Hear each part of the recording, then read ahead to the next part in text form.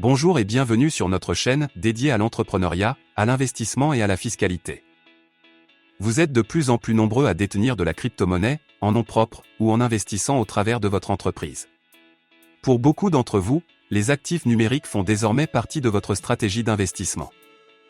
Il faut dire que la cryptomania a atteint les investisseurs du monde entier, et que la volatilité des jetons numériques autorise des prises de position hyper offensives, avec des plus-values énormes, parfois constituées en très peu de temps. Si c'est votre cas, bravo à vous, vous avez su surfer la vague. Ces opérations peuvent cependant être considérées comme un moyen de fraude fiscale par l'administration française, et faire l'objet de contrôles destinés à la débusquer. C'est précisément ce qui se passe actuellement à Bercy. Alors que les premières jurisprudences se profilent, les cas de redressement deviennent de plus en plus nombreux. C'est ce que m'ont confié les collaborateurs de notre partenaire CryptoFisca, qui sont sollicités par un nombre croissant de clients dans cette situation. Il faut bien avouer que déclarer ses revenus de crypto-monnaie est assez déroutant, et qu'il est difficile d'y voir clair dans ce méli-mélo fiscal, et en présence d'une législation très changeante. Notre gouvernance ne pouvant renoncer à une telle manne fiscale par les temps qui courent, on peut logiquement s'attendre à ce que l'administration intensifie les contrôles à l'encontre des contribuables détenant des actifs numériques. Dans cette vidéo, je vous détaille les risques fiscaux si vous détenez des crypto-actifs, et comment prévenir le risque de contrôle fiscal et de subir un redressement.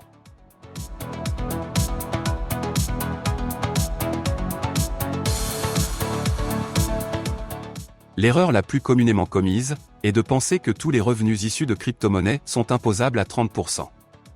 C'est le meilleur moyen de vous faire redresser.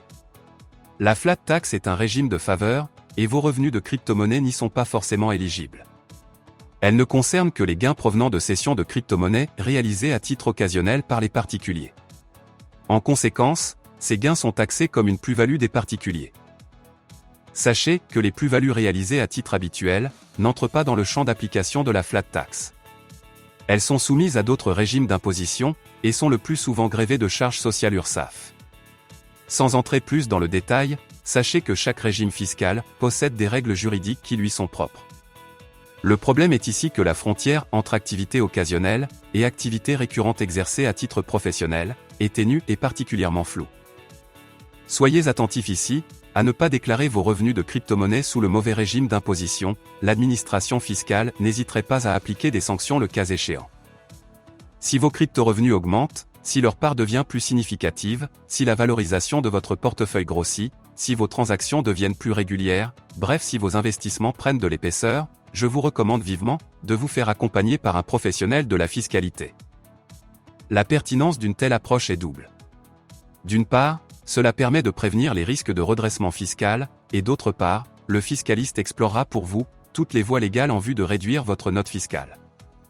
Parmi les moyens légaux d'optimiser la fiscalité inhérente à vos crypto-monnaies, on citera les dépenses déductibles, l'identification de la meilleure forme juridique pour exercer votre activité liée à la crypto-monnaie, la méthode de déclarer vos revenus, etc.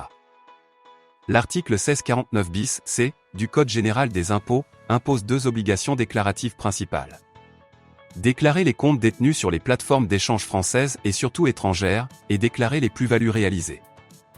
Maintenant que la règle est énoncée, voyons à quels risques et sanctions vous vous exposeriez si vous décidiez d'ignorer ces obligations.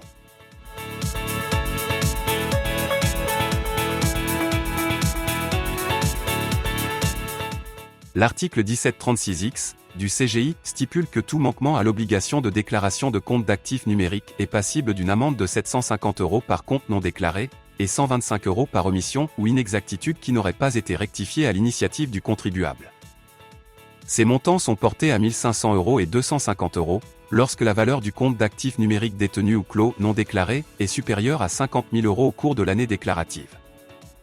Le législateur s'est rapidement rendu compte que ces sanctions n'étaient pas suffisamment dissuasives pour annihiler toute velléité de fraude. Du coup, l'amende n'est plus la seule conséquence à la fraude fiscale. L'année 2021 semble sonner la fin de la récréation, et les contrôles fiscaux se multiplient pour les détenteurs de crypto-monnaies. Le contrôle fiscal est la situation dans laquelle le fisc réalise un examen approfondi de la situation fiscale du contribuable. À la moindre irrégularité, ce dernier se verra redressé et devra payer l'impôt, en plus des majorations de 80% et des pénalités de retard. Enquête, perquisition, intrusion dans votre vie privée. Tous les moyens sont bons, si le fisc a le moindre doute sur l'intégrité de vos déclarations. Mais il ne s'arrête pas là. La grande nouveauté 2021 est qu'il commence à appliquer l'article 755 du CGI, qui prévoit que le défaut de déclaration des comptes ouverts à l'étranger entraîne la taxation à 60% de ses avoirs, réputés constituer un patrimoine acquis à titre gratuit. Un client de notre partenaire en a dernièrement fait les frais. C'est la sanction ultime, qui était pourtant très rarement mise à exécution jusque-là. Le fait qu'elle le soit désormais, marque une bascule, et est le signal qu'il faut prendre l'avertissement au sérieux. De manière concrète, le fisc peut infliger une amende de 60 000 € à un contribuable qui détient, ou aurait détenu 100 000 € en bitcoin non déclarés sur son compte Binance. Et cela, jusqu'à 10 ans après les faits.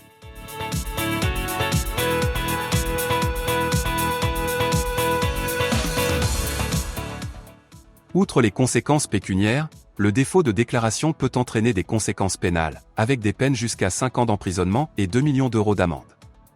Lorsque la qualification de fraude fiscale aggravée est retenue, les peines sont portées à 7 ans d'emprisonnement et 3 millions d'euros d'amende.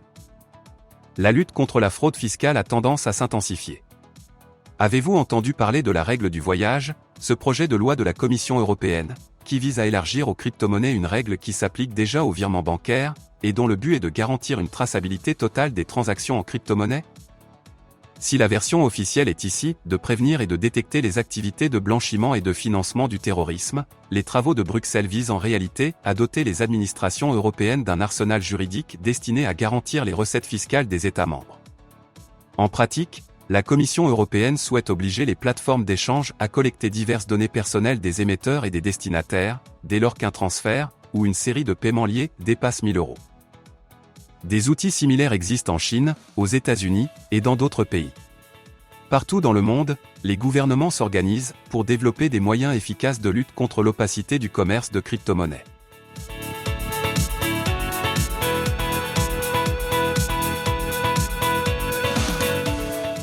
Retenez qu'en matière de crypto-monnaie, l'omission ou l'approximation seront de plus en plus durement sanctionnées.